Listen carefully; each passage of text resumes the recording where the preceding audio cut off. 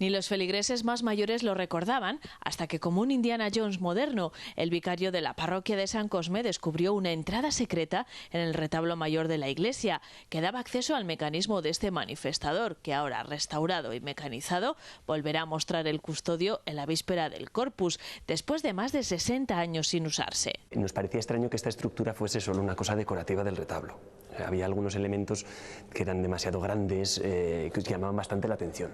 Sobre todo que es que al quitar todos estos candelabros que hay en la parte de delante, nos pudimos subir encima y vimos que había justo unas ranuras por las que parecía que podía coincidir que entrara la imagen del Cristo.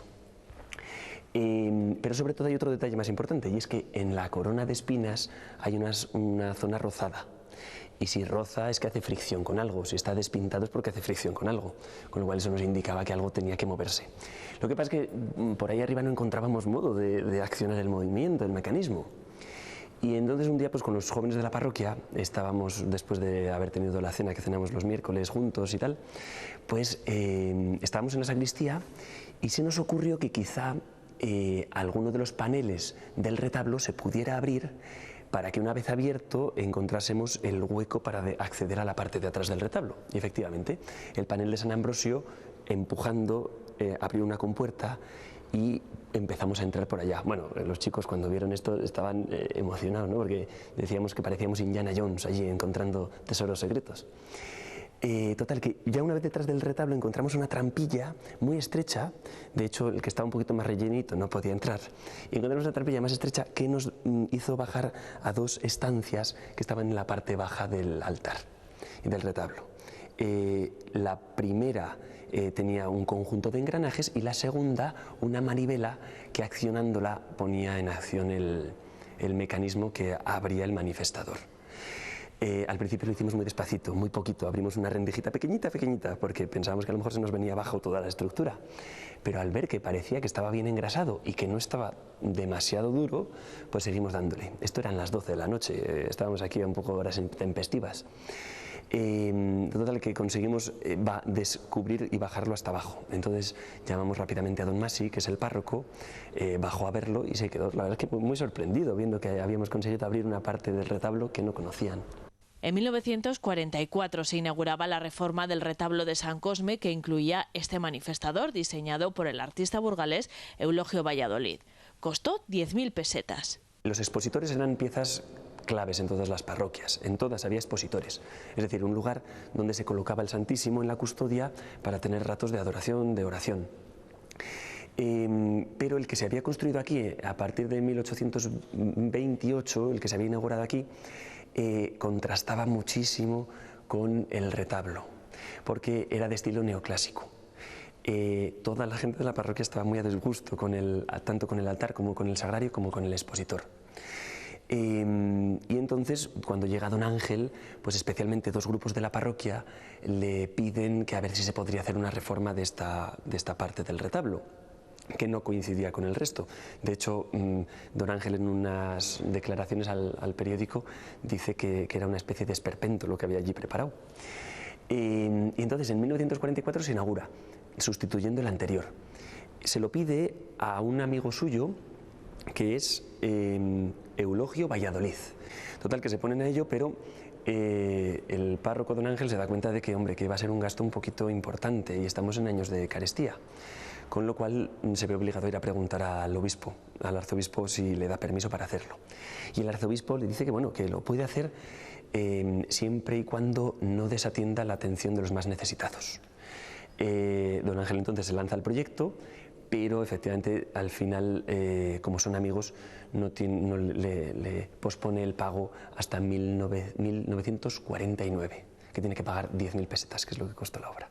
Los nuevos usos litúrgicos que imponía el Concilio Vaticano II y la demolición de la casa del cura, que daba acceso al mecanismo que lo accionaba, hicieron que el manifestador dejase de usarse. Probablemente, bueno, por dos motivos. El primero, porque los expositores caen en desuso después del concilio, ya no tienen tanta utilidad. Los altares se separan de los retablos. Antes el altar y el retablo eran una sola pieza el lugar de la exposición del Santísimo propiamente era el altar. Cuando estaba el altar pegado, el retablo es parte del altar. Al separarlo, el lugar propio de la exposición empieza a ser el altar, con lo cual ya no tanto los expositores. Y otro segundo motivo es que desaparece el acceso posterior. Por detrás de la iglesia había una entrada que permitía exponer el Santísimo con facilidad. Al desaparecer ese espacio, el acceso a la manivela se pone muy complicado, o sea, realmente es muy difícil bajar ahí abajo, con lo cual, aunque solo sea por comodidad, pues prácticamente no se puede utilizar.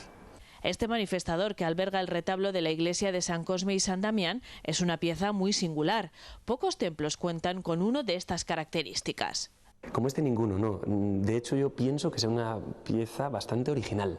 O sea, don Eulogio, cuando el artista que diseñó esta estructura, dudo que se pudiera basar en otra semejante.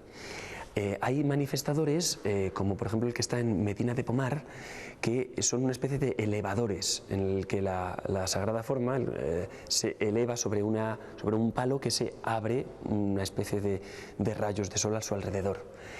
Sin embargo, de este estilo baldaquino yo no conozco ninguno ni nada parecido. Hay otros manifestadores, como por ejemplo el de la Cruz de Caravaca en Murcia, pero también tiene la estructura como explicaba antes. A pesar de que data del siglo XX, hay pocas referencias documentales que revelen más datos sobre el manifestador de San Cosme, y pocos feligreses quedan ya que lo recuerden. Ahora la mayoría de los fieles de esta iglesia están expectantes por conocerlo. Bueno, ahí comenzamos entonces, a partir del hallazgo empezamos a preguntar a gente de la parroquia si habían visto o sabían algo de esta estructura. La mayoría no tenía mucha idea.